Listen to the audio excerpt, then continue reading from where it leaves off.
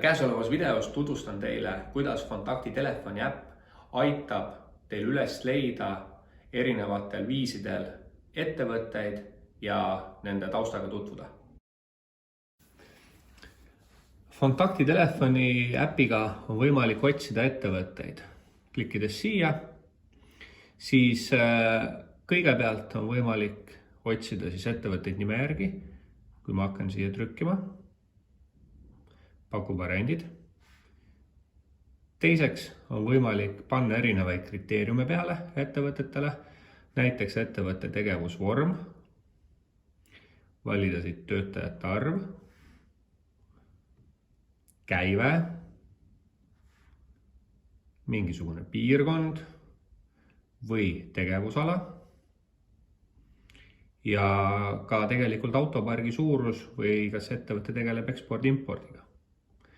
Klikkides näita avanevad need ettevõtted, võimalik siit neid selliselt vaadata või on võimalik ka kaardi pealt vaadata.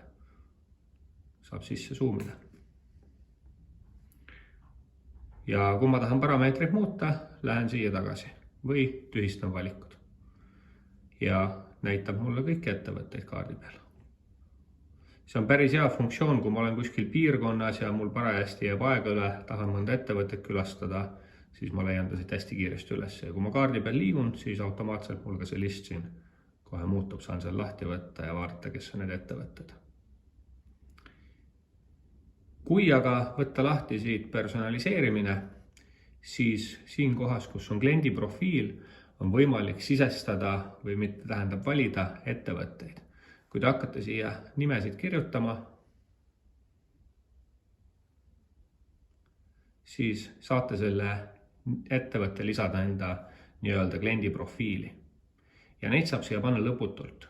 Ja see tähendab seda, et Kontakti äpp otsib välja sarnased ettevõtteid, kes need on, ja hakkab teil need ettevõtteid soovitama.